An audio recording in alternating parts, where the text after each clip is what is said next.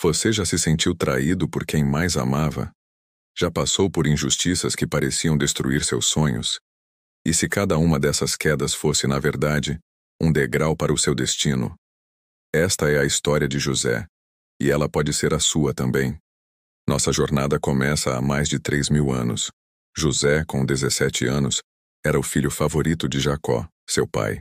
Ele tinha sonhos grandiosos, visões de liderança dadas por Deus, onde até sua família se curvava diante dele. Mas esses sonhos, contados com a inocência da juventude, geraram um ódio profundo em seus irmãos. Um dia, ao longe, eles o viram chegando com sua túnica colorida, o símbolo do favoritismo que tanto desprezavam. Lá vem o sonhador, disseram, e a inveja explodiu em violência. Eles o agarraram, arrancaram sua túnica e o jogaram em um poço vazio, um buraco escuro de traição e desespero. A jornada até o Egito foi longa e humilhante. José, que era o filho favorito, agora marchava acorrentado sob o sol escaldante do deserto. Cada passo o afastava mais de tudo o que ele conhecia e amava. Quando finalmente chegaram ao Egito, José foi levado ao mercado de escravos. Ali, sob a sombra das grandes pirâmides, ele foi exibido como uma mercadoria, sujo, acorrentado, mas ainda assim, havia algo nele que chamou a atenção de Potifar, o capitão da guarda do faraó. "Qual o seu nome?" perguntou Potifar. "José", respondeu ele com a voz cansada, mas firme. "Há algo em você. Eu o compro. De filho amado a escravo." Que queda! Mas ali, naquele momento de dor extrema, José tomou uma decisão que mudaria tudo. Ele decidiu fazer o melhor com o que tinha, e não o mínimo que podia. Mesmo como escravo. Mesmo longe de casa e com o coração partido, José decidiu viver com excelência. Nos meses seguintes, algo extraordinário aconteceu na casa de Potifar. Tudo o que José tocava prosperava. A administração melhorou, os negócios cresceram, as plantações deram mais frutos. Potifar percebeu e disse: "Desde que você chegou, tudo tem prosperado. O seu Deus está com você, não está?" E veio a promoção. "A partir de hoje, você é o administrador de tudo o que possuo." De escravo a administrador, José estava subindo de novo, mas um grande teste de caráter estava chegando. A esposa de Potifar começou a seduzi-lo, dia após dia. "Meu marido está sempre ocupado", ela dizia. José sempre se recusava. Como eu poderia trair a confiança dele? Como eu poderia pecar contra Deus? Até que um dia, ela o agarrou pela capa. "Deite-se comigo." Naquele instante, José fugiu, deixando a capa para trás. Ele escolheu a integridade acima da oportunidade. Furiosa com a rejeição, a mulher o acusou falsamente. Quando Potifar ouviu a história, sua fúria foi terrível. "Levem-no para a prisão do faraó", gritou. Mais uma vez, José estava caindo. Fez a coisa certa e foi punido. Agora, aos 28 anos, 11 anos depois de seus sonhos de grandeza, ele estava numa prisão escura. Onde estava Deus? Mas o caráter importa mais do que as consequências imediatas. José não vivia para o momento. Vivia para o propósito. Na prisão, José poderia ter se tornado amargo ou desistido. Mas ele escolheu servir com excelência, mesmo ali. Logo, o carcereiro-chefe notou sua competência e confiou a ele o cuidado dos outros prisioneiros. Certo dia, o copeiro e o padeiro do faraó chegaram à prisão, perturbados por sonhos estranhos. José, com seu dom, interpretou os sonhos. Para o copeiro, a restauração ao seu cargo em 3 dias. Para o padeiro, a execução. José fez um pedido ao copeiro: "Quando você for restaurado, lembre-se de mim. Fale de mim ao faraó." 3 dias depois, tudo aconteceu como José previu. Mas o copeiro se esqueceu. 1 semana passou, 1 mês, 1 ano, 2 anos inteiros. José esperou, esquecido na prisão. Deus não o havia esquecido. Ele não estava atrasado. Estava apenas esperando o momento certo. Esse tempo de espera não foi tempo perdido, foi tempo de preparação. Nesses 13 anos, ele aprendeu a administrar, a resistir, a amadurecer. Aos 17 anos, José seria um péssimo governador, mas aos 30, ele estava pronto.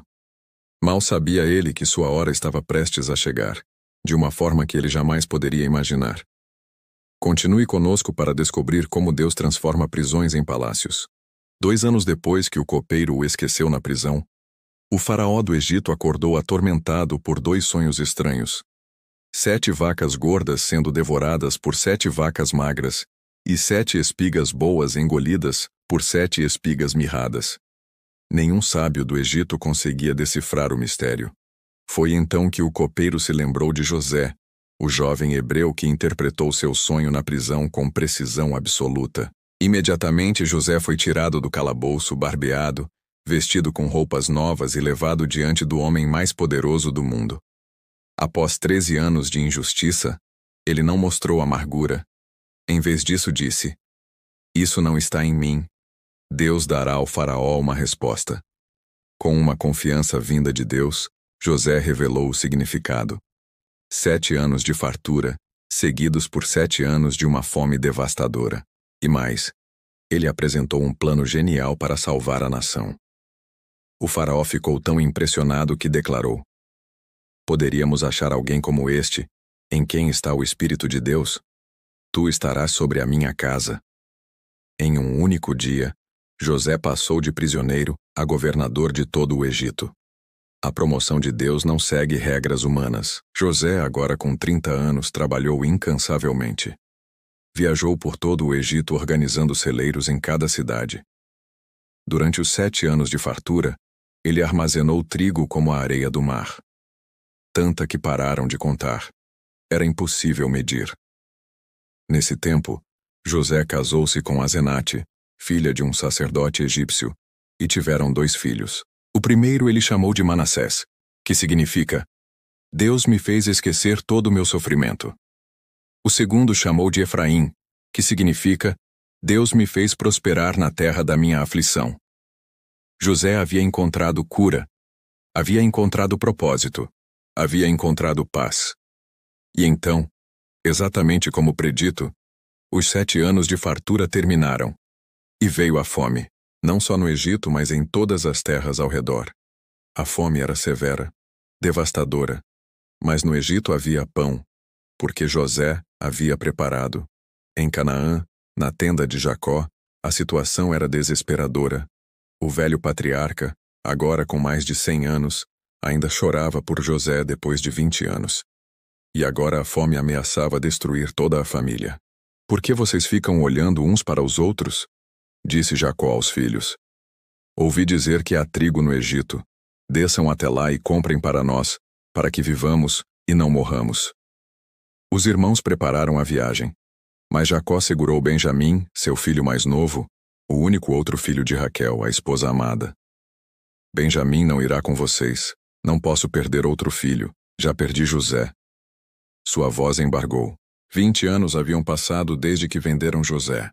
Os irmãos agora eram homens de meia idade, com famílias próprias, e carregavam uma culpa que nunca os deixou. No palácio egípcio, José estava sentado em seu trono quando um grupo de homens de Canaã foi trazido à sua presença. Eles se curvaram com o rosto até o chão. José os reconheceu imediatamente. Seus irmãos. Mas eles não o reconheceram. Como poderiam?